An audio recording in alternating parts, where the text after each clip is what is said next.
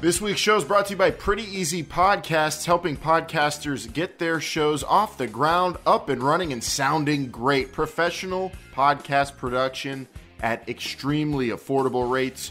Do yourself a favor if you're thinking about doing a podcast, but you don't really have a whole lot of time to manage the editing, the posting of the show, and making it sound as good as possible. Go to prettyeasypodcast.com because they'll help you do it at a great rate, and it doesn't matter what your show's about. It could be a sports show, a food show, business. It could be a show about extremely rare birds. Doesn't matter. Go to prettyeasypodcast.com and they'll help you get your show off the ground, up and running, and sounding great today. Whatever your passion is, Pretty Easy Podcast is ready to help you enjoy it even more. Everybody has a podcast these days, right? Get in on the fun and go to prettyeasypodcast.com today, or just email them to get started at prettyeasypodcasts@gmail.com. Pretty Easy Podcast, making podcasting, pretty easy.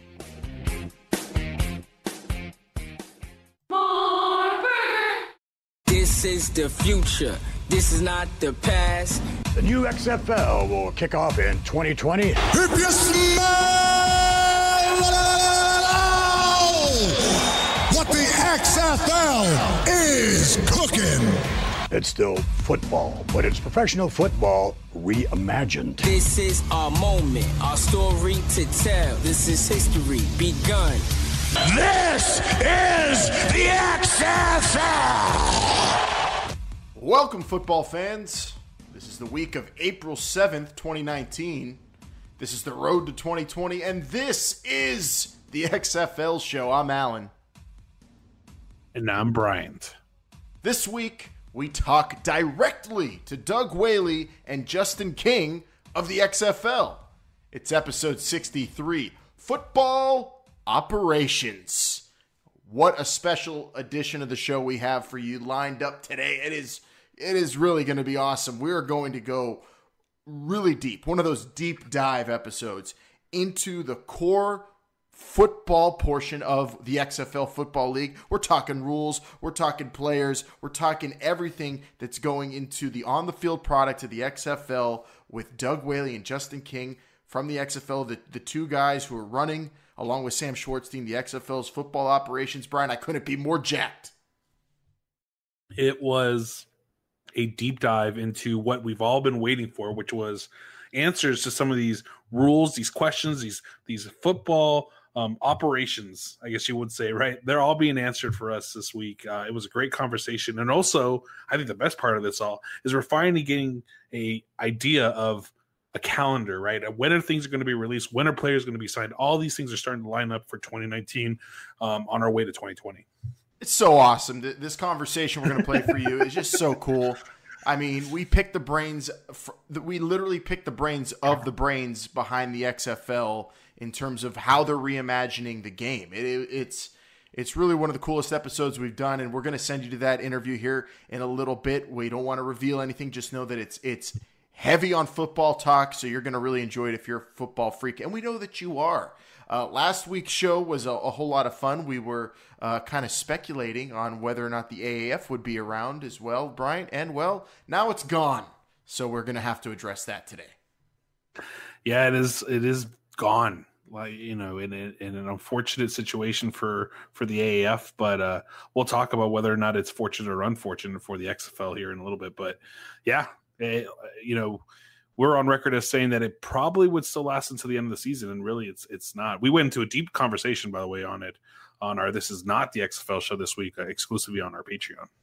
Yeah, the Patreon show this week, the Not XFL show, was so fun, although it was about a kind of a sad subject. I'm sad to see an entire football league go away, but that opens up a lot of opportunity for the XFL. We're going to talk about that, but the reaction to last week's show was fascinating as well, Brian, because you had some people responding to us saying, no way the AAF's going away, and then people saying it'll be gone by the time next week's show happens, and, well, those people were right. Yeah, a lot of people were saying that it was going to be gone, and they were right. And I was proven wrong in that instance. I thought it would at least go the entire season. A lot of people chiming in on Instagram saying that the AF would not make it until the end of the season, and those people are right. And I appreciate the corrections being made, because you know what? It seemed like most people in the AAF thought they would be going until the end of the season, except the select few, and now, here it is, gone. Yeah, and shout out to everybody who follows and gets involved with us on social media, at XFL Show on Twitter, Instagram, and Facebook. Really good stuff from everybody after last week's show and getting ready for this week's show. As soon as the AAF, went belly up, we had people like Denzel hollering at us, telling us, Mike Martz to St. Louis, the people lobbying for their coaches. And you've got, people like Brendan who, were saying, should the XFL go after Steve Spurrier? They started reacting to it, and a lot of people were, interested in the San Antonio market as well, because they had such a good following in the AAF. But we know the XFL's in bigger markets, maybe sometime down the road. But this really blew up this week. It blew up the attention for the XFL with the AAF going under, unfortunately, for all the people involved with that league. Yeah, it's sad to see, that's the reason why you're in the news. The XFL even put out a statement, having to address this issue. But sometimes, you have to look at positives, I guess, and all this negative. And although it's not okay to see an AAF go away, this opens a lot of doors, a lot of players, a lot of opportunity for the XFL now that the AAF is no longer in its way.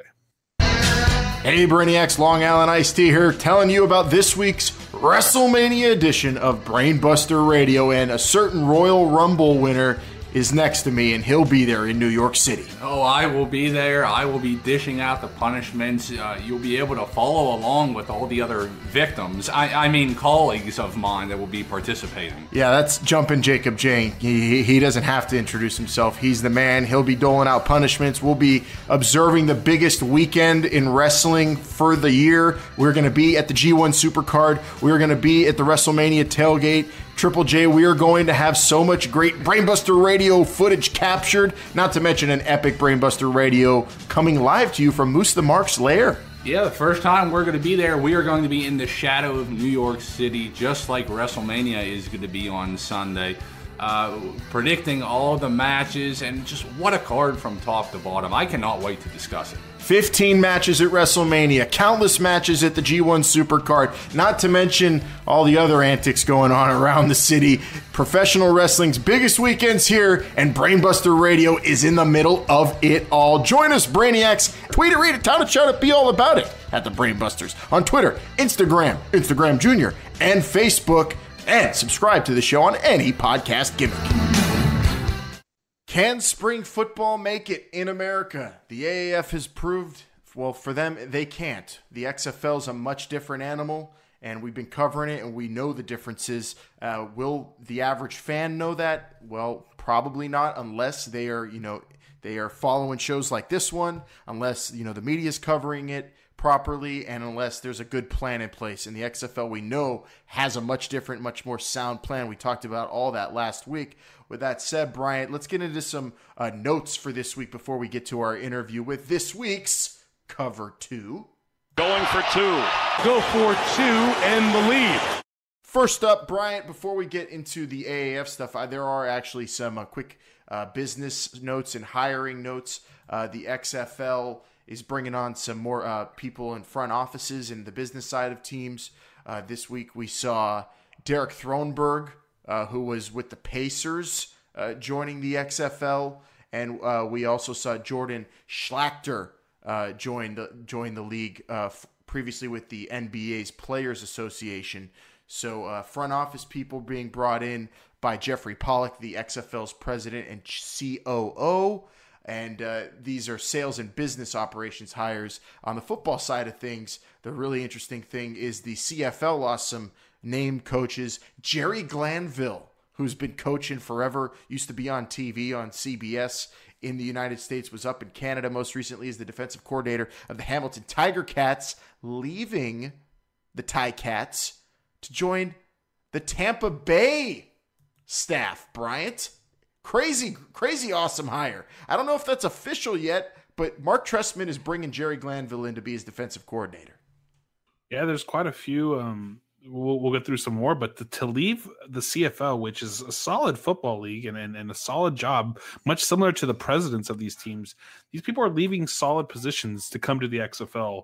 I don't know if it's the opportunity that they're being given or if it's the money, but either way, they're leaving these jobs and coming to the XFL. And this is just another one of those types of hires. Where you are talking about, United States citizens coming back from Canada, so that also makes sense. But we have Jamie Elizondo, who also was in the CFL, was previously with the Ottawa Red Blacks. Their offensive coordinator is now going to join Mark Trestman's staff there in Tampa Bay. But also, we have word on Pep Hamilton's staff, Bryant. So we have Jeffrey Fitzgerald, the former Redskins linebackers coach, is going to be joining Pep Hamilton's staff as defensive coordinator. I don't know much about him, but again, it's just kind of another one of those, good hires that are going to come to the XFL for an opportunity. When you're a linebackers coach, now you get to be a defensive coordinator. This is what the XFL is going to give. It's going to give opportunity to these people who might either had that coordinator experience in the past or looking for it for the first time. And Jeffrey Fitzgerald is going to fit that criteria very well. Yep, and then you also have a buddy from the Michigan staff and with Pep Hamilton, worked with Tanner Engstrand with the Wolverines under Jim Harbaugh there, and Tanner Engstrand is going to join Pep Hamilton's staff as his OC. So XFL DC gets their DC and their OC to work with Pep Hamilton. So some kind of news and notes on some hires there. No head coaching hires this week, unfortunately, but lots going on with the Spring League underway and some big-time testing going on that we're going to talk to Doug Whaley and Justin King about in just a moment, or send you to the interview we recorded with them earlier in the day. The second part of this week's cover too, Bryant, let's address the AAF as it relates to the XFL. A lot of people chiming in on how it affects the XFL. Is it a good thing? Is it a bad thing? I believe it's probably both, but let's break it down. The AAF, a spring football league going under a year before the XFL looks bad for spring football, but the lack of competition in 2020 for the XFL is a good thing. Yeah, there's a couple ways to look at it, right, Alan? There's the spring football side of it, right? The general sense of it, and people are going to have this negative connotation with spring football that it can't last, that it can't make it because look at what happened with the AAF. But then there's the other side of it, like you're saying, there is no more competition, right? This is a way for the XFL to show that they are taking the steps necessary to make this successful, unlike what the AAF did not do or did do in 2019. In our interview that you're going to hear in a little bit, you're going to hear that everything is being thought of strategically with time. The man hours going into so many of these decisions is really up there and something that the AAF probably didn't do. And that's where the XFL is going to have to try to make this positive for them and make those things come to light of what they're doing differently than the AAF. Oh yeah, there's things. I mean, you could just see the lead up. The time the XFL has to get their league together compared to the AAF is the biggest difference. It was rushed, the alliance. We talked about that on the Patreon show, but the fact that the AAF was just kind of secretive and just didn't really give us too much info into how they were putting the league together. I mean, this whole road to 2020, shows like ours would not be possible if the XFL wasn't so transparent, speaking with us like they're going to later on today's show, and also being on social media and posting things like you saw earlier in the week on Twitter. They posted the 4 rules to speed up the game that they're working on in the Spring League. And the fact that they're actually at the Spring League publicly testing out rules. It's just a transparent way of building a league that's refreshing and much different than the AAF, which is why I think it's better suited, of course, than the AAF was in terms of becoming a viable, successful spring football league. But it is a good lesson for the XFL to learn, right? How the AAF went about doing things. I mean, if Vince McMahon didn't already have his own mistakes he made in 2001, he has this year to look at the AAF to also understand, trying to maybe work with the NFL the way the AAF did. Maybe not a great idea if you're really going to rely on them. Yeah, well, if you're depending on that, that's definitely the worst idea possible at this point. Case in point with the AAF, but you're right, Alan. It's just more of the AAF. What they kind of, it's hard to say. Is it what the AAF did do, or is it what the AAF didn't do? And I guess it's a little bit of both. But the XFL, at least, trying to come up with these ideas, these plans, and rule books and everything like that you'll hear in our interview, They're not coming out the day before the game or actually the morning of the games and saying, hey, you can only rush 5 passers, right? Like that's something that the XFL is not going to do. The AAF didn't give themselves enough time. The XFL is, as we've always said, and the XFL hopefully will succeed based on the AAF's demise. Yeah, the AAF, admittedly, now Bill Polian comes out on radio after the league ends and says we were rushing because of competition, obviously referring to the XFL.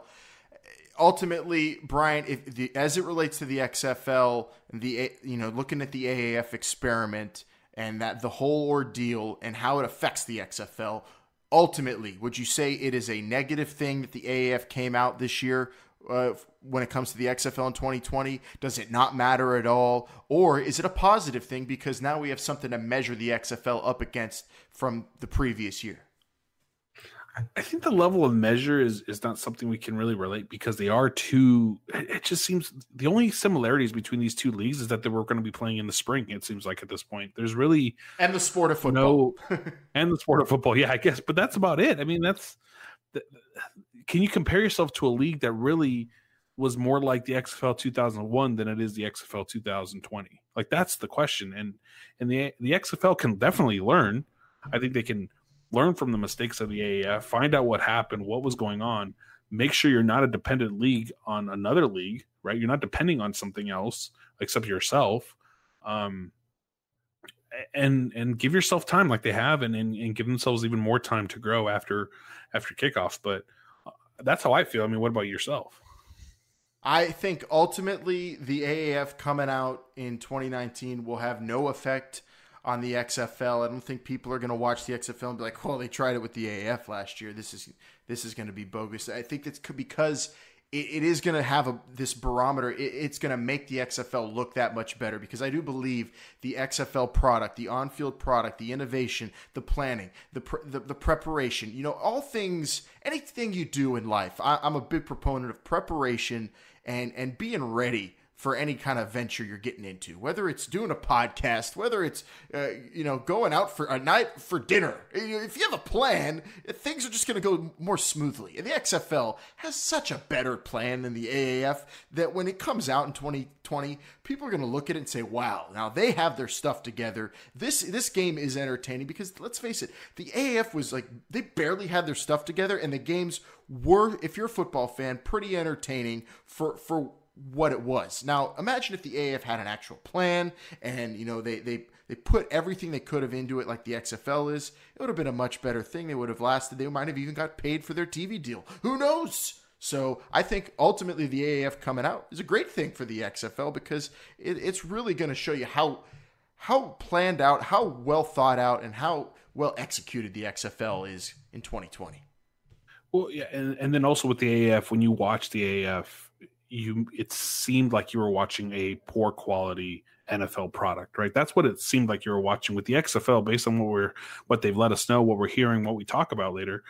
It's football, but it's different, and you're going to be watching a different game, different rules, and it's going to be something that people want to tune into, not just because they have a team in the stake, but because they actually are entertained. The AAF, you had to either have a team in stake because it was really just football. There was nothing exciting about the play other than that it was just football. But if you're excited for a little bit of change, that's where the XFL is going to come in. So ultimately, you're right. I think it was a good thing that the AAF came out for the XFL to help them learn. I think it's even better that the AAF is no longer around, though. Yeah, because now you have a bigger player pool. You have no competition, nothing to worry about from that side. Not that the XFL really was in the first place, but the AAF, we buried them kind of on the Patreon show. We put it to rest. We talked all about it. The great thing, though, is that it's now official. All the players have been completely their ties have been severed. They're free to go try to join NFL teams or XFL teams, and they're going to be able to move on because we heard the horror stories. We talked about them for some of the players getting stranded, workers of some of those teams getting stranded. Yeah. You don't want to see that. So the AAF is, let's wipe our hands clean of it and let's move on, everybody. Anybody who was all AAF and not really focusing on 2020, there's plenty of room on the bandwagon to 2020. Yeah, for sure. Now, and if I can I read the XFL statement on the AAF closing? just to kind of add that in case no one read it, is with the Sports Business Journal. But XFL statement on the AF: we have said all along that the success or failure of our league will not have. The success or failure of other leagues will have no impact on our ability to deliver high-quality, fast-paced professional football. The XFL is well-funded. We have the time before kickoff to execute our business plan, and we will announce a national broadcast and cable TV schedule that makes it easy for fans to find our games consistently every weekend when we launch next February. There is no doubt that avid football fans want more and exciting, and we're excited to get going in 2020. No doubt. No doubt we are. There you go. Another call just to anybody who's worried about spring football going away. It isn't. The XFL has been planning for 2020 the whole time. So let's go. Tell your friends if they're bummed out AAF fans in Orlando or Memphis or wherever. The XFL's coming. There's going to give us some football after this coming NFL season. And when you listen to our conversation here coming up, you're going to get plenty more hype because we're going to be talking about the rules, the players, everything going into the building of the on-field product. Crazy stuff going on in Round Rock there in Austin, Texas right now with the Spring League and the XFL. You're going to be able to look and see it's the XFL basically on the field playing. They're going to be open to fans, and it's going to be a production. It's a real test run going on this week into next week, Bryant. This is crazy. We're really at some of the most critical points on the road to 2020, and this might be the most critical. I would say it's probably the most critical point up to this point. Whether it is the most critical point until 2020, we'll find out.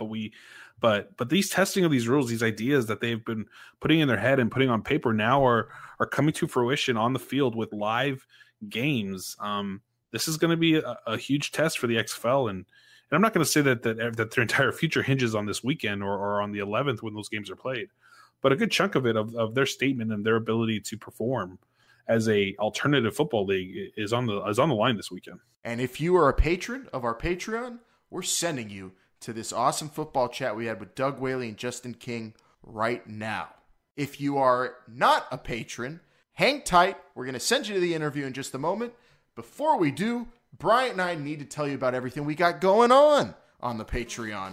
Because, well, if you're a patron, Bryant, you don't have to sit through us talking about the Patreon. You get to go right to the interview, and you get the interviews right away. As soon as the interview is recorded and mixed, we put it on the Patreon as soon as humanly possible so the patrons could hear it as quickly as we possibly can get it to them. That's right, Alan. If you don't like me talking about Patreon, you need to go over to our Patreon and sign up now. You get this interview that we're about to play 2 days in advance. I mean, that's a long time if you really think about it in football time. We're posting that right now. Don't forget about our special weekly This Is Not the XFL show where we talk everything but the XFL. Which was so good this week. I mean, it was the definitive, rest in peace AAF show. We totally went over every single thing that went wrong with that league in detail. And then, of course, we got the NFL draft coming up. So don't listen to us talk about it when it comes to the Patreon. Be about it. Become a patron. There's so many different tiers to choose from. Fits right into your financial range. Give to the show. Help spread the word about the XFL. Help get hype. Help talk football with us because you get to be involved with the show when you're a patron even more than you already are. Yeah, if you want to be on this show, have live call-ins, listen to the show early. We also have bonus episodes up there every month. This month we talked about ranking the 8 XFL cities from best to worst. There's a lot of information on there. And Alan, you and I are going to start having conversations and putting them on tape and posting them on our Patreon because you and I talk football all the time, so we might as well just put it on tape. Yeah, and these are deeper, nerdier discussions that are great for podcasts, but we just don't have the time or the room to get it on the normal show. So that's where it goes on the Patreon. We're going to have bonus material up the wazoo, especially when the league kicks off. Oh my goodness. Being a Patreon is a must, so get in while you can. We just lowered the prices too, Bryant. It is very affordable to just give to any tier of your choosing and just take part in the XFL show in the most complete way possible. It is the full This Is the XFL show experience. It's the best way I could put it. Yeah, every tier there gets something special, so go over there now. Check it out. It's patreon.com/This Is the XFL show. Don't wait. If you want more football, we got it for you over at our Patreon of This Is the XFL show. All right, without further ado, enough messing around. Let's get you to it. It is our conversation with Senior Vice President of Football Operations, Doug Whaley, and Manager of Football Operations, Justin King, from the XFL down in the Spring League in Austin, Texas.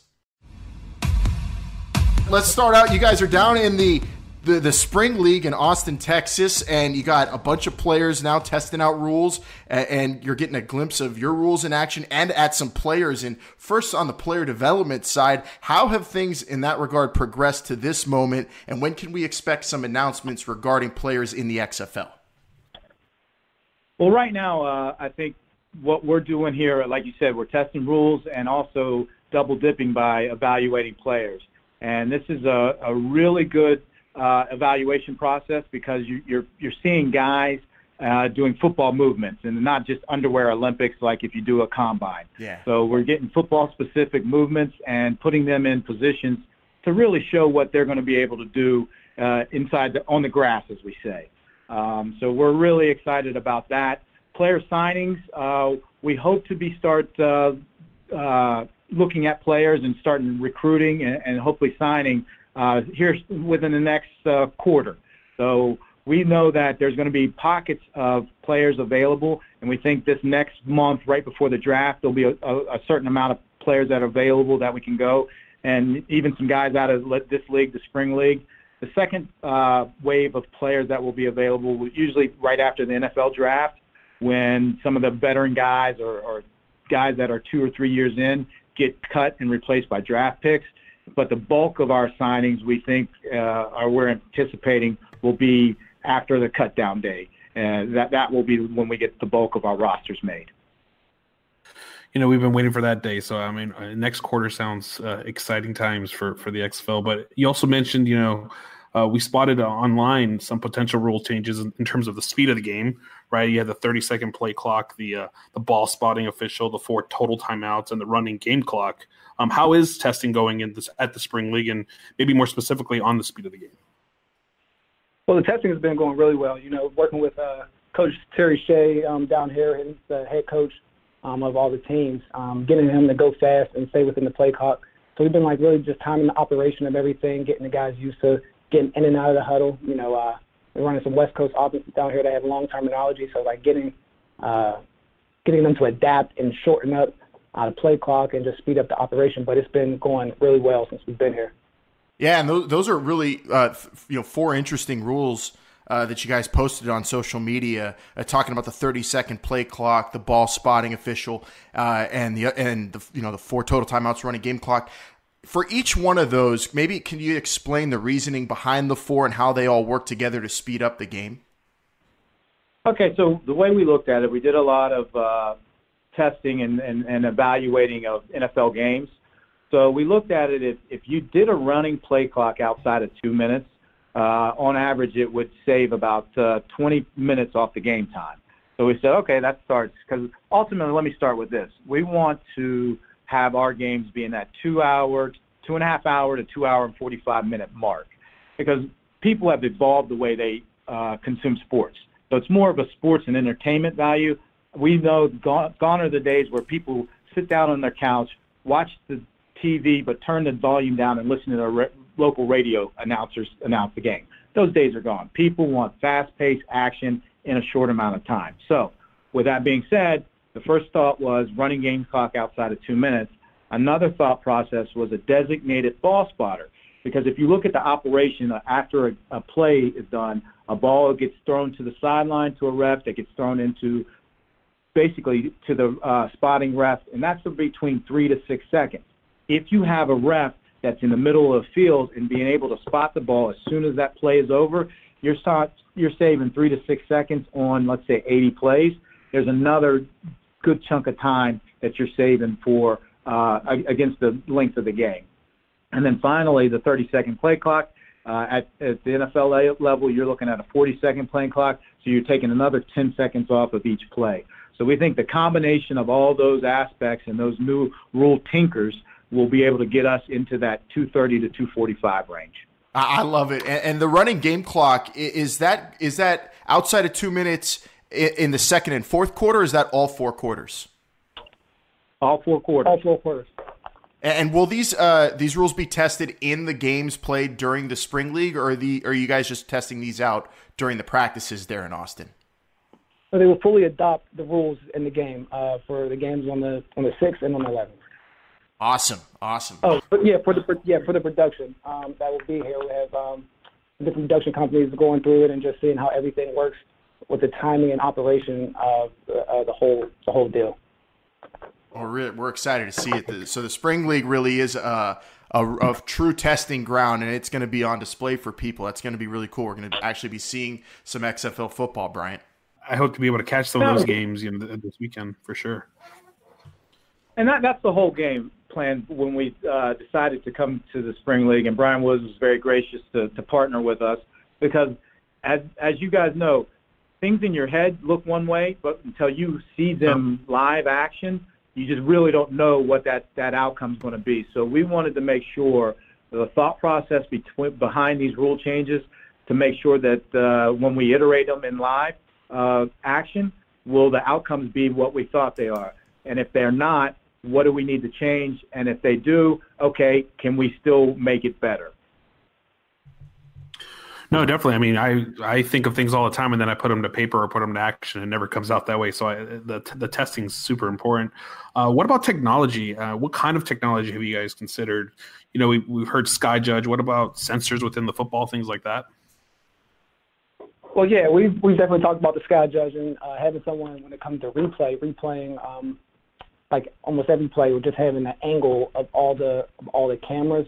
So, you know, instead of having an on-field person review like a play or a challenge, you know, having someone that sits in the van and able to see all 24 angles from a production to, like, speed up the game, or if there's a play miss or anything like that. You know, when you see a typical football game, they only show you 2 or 3 views over and over again when there are multiple angles. So we're going to try to implement that to also speed up the game as well when it comes to games like things like that. But and then off the field, when we start looking at another thing we want to concentrate on is player health and safety. So we have some wearable devices that we're looking at to help track player exertion, which can lead into performance enhancing, injury rehab, and return to play. And there's also some technology that will help us with our broadcast partners, so similar to what you were saying, a chip in the ball. And then there's also stuff that we can help with the tracking devices that the broadcast partners can overlay and help in their production value that helps us reach that audience that wants something football. But as I say, we're going to have a twist that's unique and interesting to it. But the basis will be football. So how that looks to the viewing public, that's what we're doing here, testing all these different wearables and technology. Yeah, that the technology on the players is really fascinating because, you know, that gives you insight into the player performance, their health as well. Is that data going to be available to just teams or fans and the broadcast as well? Because there's kind of a blurry line there that you have to toe, right? Yeah, that's something that we're still working through. First of all, we just wanted to find out which way we wanted to go with technology, and then we'll have to figure out how far can we go. There's a lot of issues and legality things that we're going to have to take into consideration, but what we're going to try to do is make this as fan-centric and player-centric as possible. You mentioned the broadcast and how that's going to look towards to the fans as well. On social media, we saw this really cool, very innovative, like fisheye cam over players' heads and things like that. Is that something that you're testing out, or is that just, you know? I mean, I was excited to see it. I've never seen football like that, and that thing was crazy. That thing was crazy. I was just wondering. Awesome. Yeah, I was just wondering if that's going to be incorporated in the games, or are you just testing things out as well? I think we're testing it now.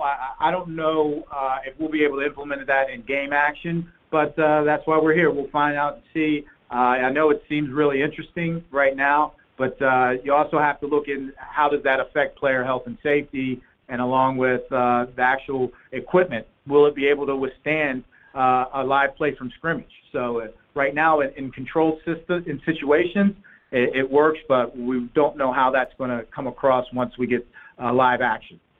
So you guys are this is your third iteration, I guess, of testing. We started in Mississippi. You took it to York Hall football, and now we're here at the Spring League. What's the progression been like on these rules? Have any decisions been made on any one rule yet? Is the picture almost completely clear at right now where you're at in the Spring League, or is this kind of the main event where even more the most will be learned here in Austin?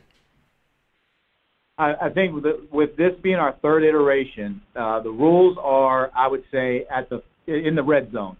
And the only thing we're testing now is we've been able to test these rules in simulations, and we've set up the different scenarios to test these out. Now let's see how these rules are in a free-flowing game without being in practice and being able to manipulate the situation. How's it going to look with a running clock and a 30-second play clock when there's nobody out there stopping the game and it's just, all right, let's play for real? And then to add on to that, how is that going to look to the viewing public? And that's why we wanted to make sure we had the broadcast partners down here and a broadcast team to say, all right, if we threw this game on TV, what does it look like with the commercial breaks, the timeouts, the speed of the game, the whole operational system, and how it will look, like I said, to the public. Yeah, you guys are getting feedback now on the whole shebang, the whole package, and you're gonna learn so much. I feel in the coming weeks here in Austin at the Spring League, and when it's all said and done, you guys start putting it all together. The official rule book. Do you have a timetable or a date that you're targeting for when you could complete that? Well, right now we're aiming at June. June is like our point right now that we're aiming to have that stuff done. Oh, that's awesome. Do you know if the rule book, or at least the majority of the rules, will be released or explained in some kind of way? I don't know, on the XFL's website or through you guys have been doing YouTube videos? Yeah, that's one of the things that we're talking with our production people, not only our broadcast production people, but our content people inside the XFL. What is the best way to educate our fans about our game? Because the last thing we want to do is kick off February 8th, 2020, and be explaining the rules while the game is being played. So that's something that we're in continuous context and contract talks with people and figuring out what is the best way to roll out XFL 2.0. So once we kick off, people know what our game is all about. Yeah, and we're here if you need us to help with the explaining of the rules when they come out too, for sure. Yeah, so do we have one thought process is, do we have an XFL show that starts in training camp in January, and you're there at training camp, and then one day when we're working on the new overtime rule, all right, let's have a show on the new overtime rule. All right, let's have a show on the new punt rule or the kickoff rule. So these are things that we still have to figure out, but that's a good point, and we know we have to educate our fans because it will be football, but there's going to be some minor changes. Oliver Luck, when he first signed on last year, was talking about, and I guess Vince McMahon too, said about innovating, changing the game, reimagining the game. And a lot of your coaches, I guess all of your coaches have signed on not knowing exactly how that's going to be 100%, right? You're in the red zone. You're not completely there. Were any of the coaches tentative about that, about perhaps saying, I don't know what I'm really signing up for, or are these guys game? They're ready to go with whatever you decide on come June? No, they came into this eyes wide open. Oliver explained to them what we were trying to do, and the guys that signed on are really excited to be able to be proactive and evolve as coaches. It's one of the things that we make sure they knew that if you have that mentality that I'm going to do this because I've always done it before, then this league's probably not for you. This is a league of saying, hey, what's a better, new, efficient way and exciting way to do something? And all these guys knew that when they were signed on, and they're excited, and it's going to make for a very compelling product. Yeah, I can't wait for the details to come out. I'm sure the coaches are really excited about that. These little details that you guys are going to change to hopefully, make the game even better. And we have some rules that we kind of specifically wanted to target with you guys that, football fans in general are concerned about usually, especially we'll start with pass interference. What's the approach to pass interference going to be in the XFL, or what are you tinkering with? What is being tested in regards to that rule? Well, at this time, we are going to wait till we get our VP of officiating on board before we start looking at actionary rules like DPI and OPI. But what we want to do with all rules is to make them as simple as possible. So it's similar to a player. When you have a player that's overloaded with information, they're out there thinking on the field and not playing fast. And we feel the same way with refs. If we can simplify the rules, they will be able to officiate fast and not be burdened with so many subjective rules. So we like to try to make them as objective as possible. But the thing that we really think will help the officiating crew will be that sky judge. We'll be the guy that if they accidentally miss something or they need to take another look at, can buzz in to those guys and say, hey, let's take a look. I found something. So that's how we're going to accomplish trying to streamline the rules. So we could expect pass interference to be a reviewable play then in the XFL? At this time, it's still up in the air. And again, like I said, we want to make sure once we get our VP officiating on and then just talk about it, not only with him, but with officials, with coaches, and with some players and say, let's come up with the best way to make this a game that people can get behind and rally and not be water cooler talk like, did you see that? That was pass interference. That wasn't pass interference. We want to make sure we're all on the same page. So that's going to take some time, especially when you talk about subjective calls like DPI and OPI. What about as in terms of, on the lines, right? There's been rumors about having that 1 yard buffer zone, no 3-point stances. Have you looked at that, or are you still waiting on your VP official to make decisions on that? And also like blitzers, total amount of blitzers, anything like that in terms of the lines?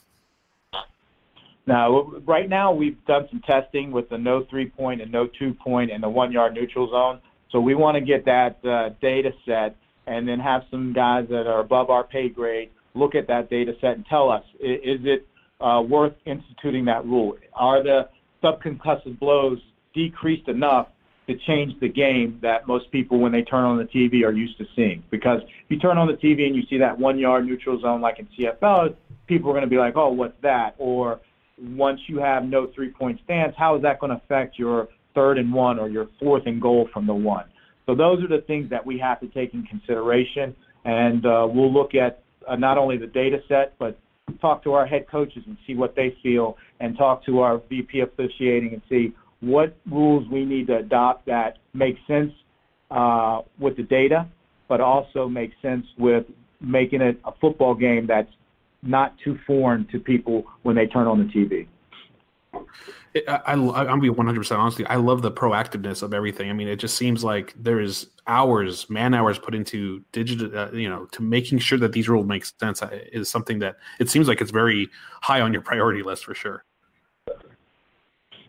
Absolutely. We want to keep football as football, as we play, but also reimagine the game and give a better fan experience to fan experience for guys watching the game. So, yeah.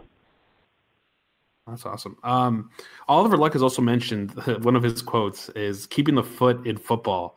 Can you explain any of the rule changes? We've seen some videos about kickoffs and even on the punt rule changes to help keep foot in football.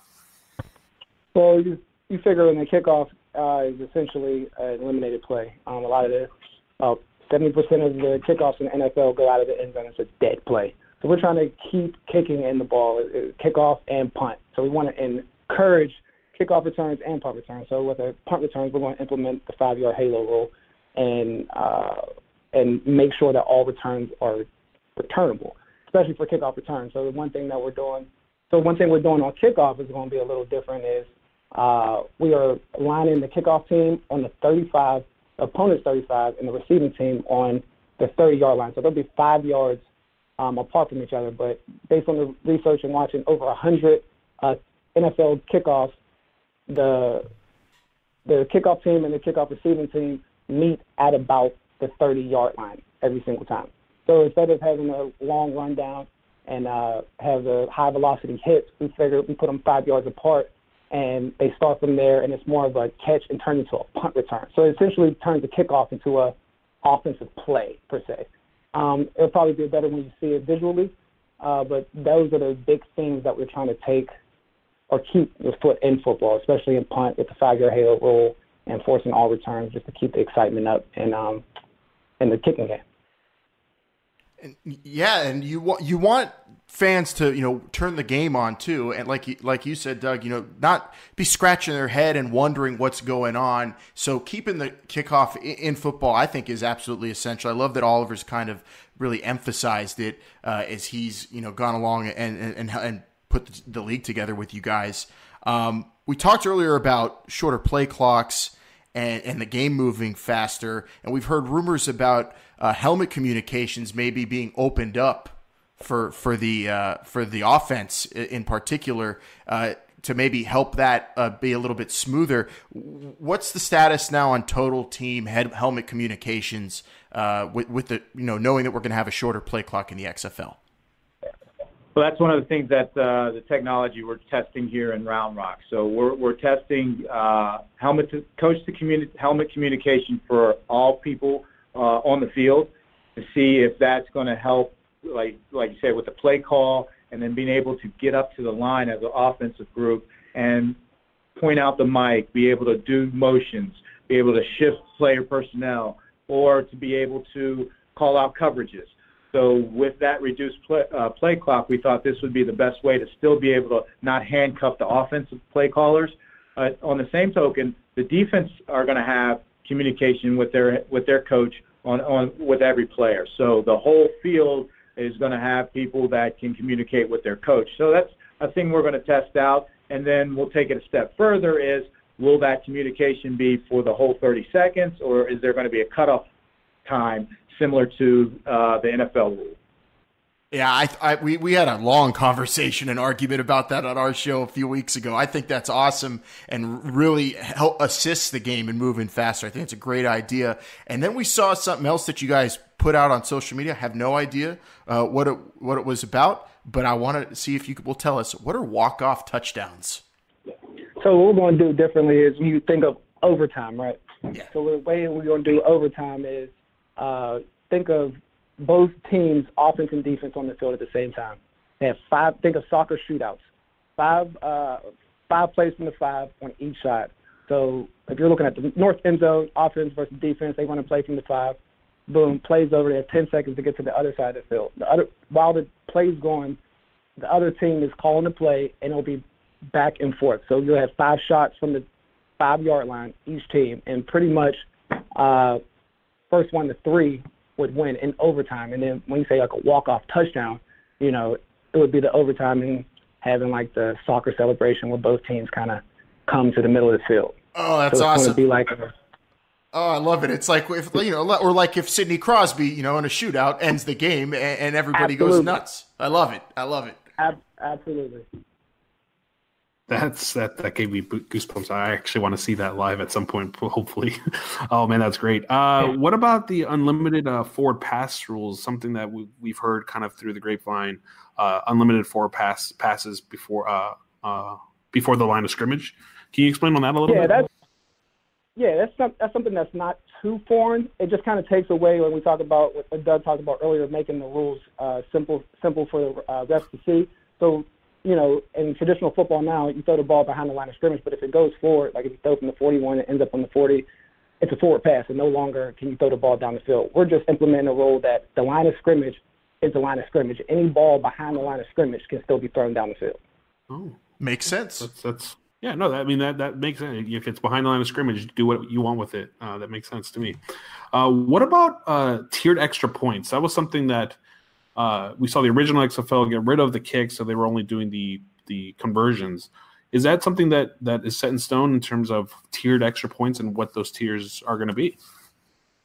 Yeah, I think we're really leaning towards it because one thing, it puts coaches out of that mindset of, oh, I have this chart for my 2-point conversion of when to go for it or when not to.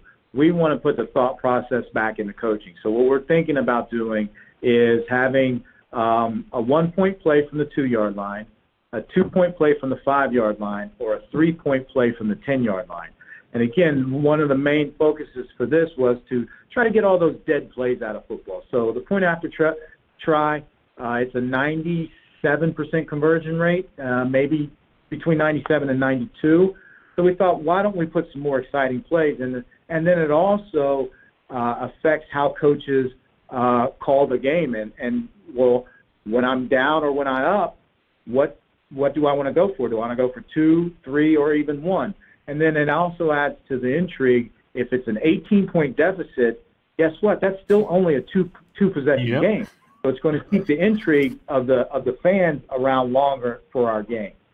You got to really blow a team out in the XFL if you want to end it. I love it. No one's ever out of it. And man, this has been tremendous. And we do this every week. To do this with you guys, you're working so hard on putting the rules of this league and actually reimagining the game of football. It's got to be the most fun thing in the world for people who love football. I don't know, what is it like in the room when you guys are going back and forth on these ideas? Because we're doing it on our show every week, and we get kind of heated. How does it get when you guys are in the room with Oliver and Pep or Bob, and you guys are talking about changing the rules of football? It's got to be the greatest thing in the world.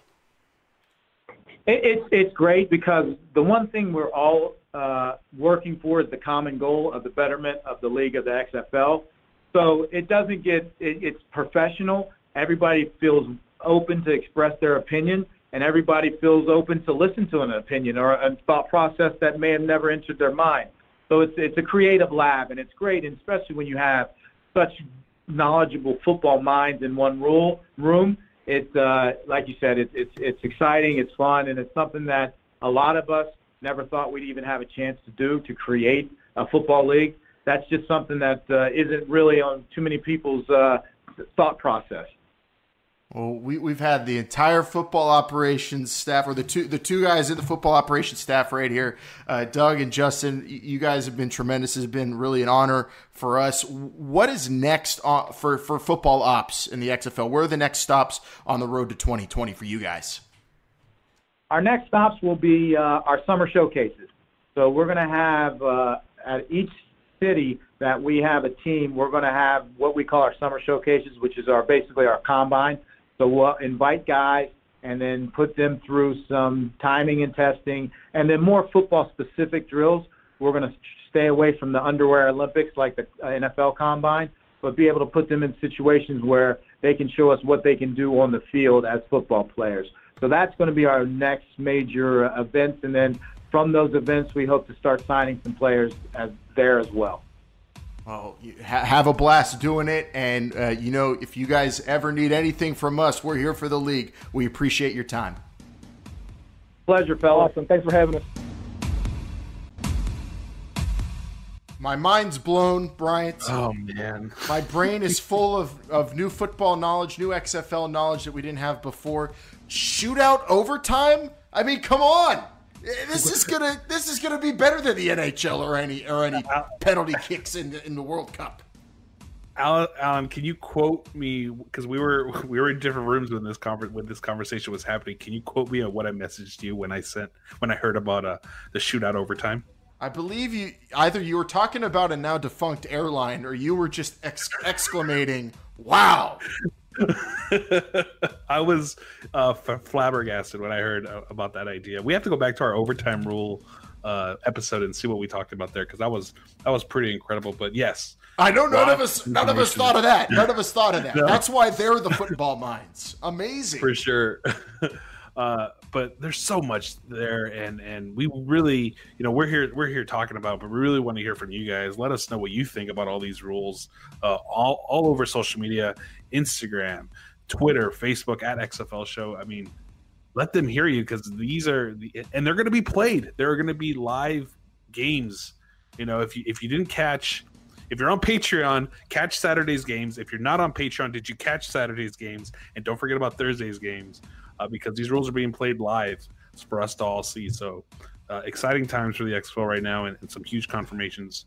I can't wait to get Jake and Vince's reactions next week for sure. Yeah, they took the week off, but they'll be back, and then they're going to react to the whole conversation there. And we'll try to bullet point it for you on the Patreon, exactly what Doug Whaley and Justin King told us there. But hopefully you took notes, football fans. Hopefully you took notes and you react.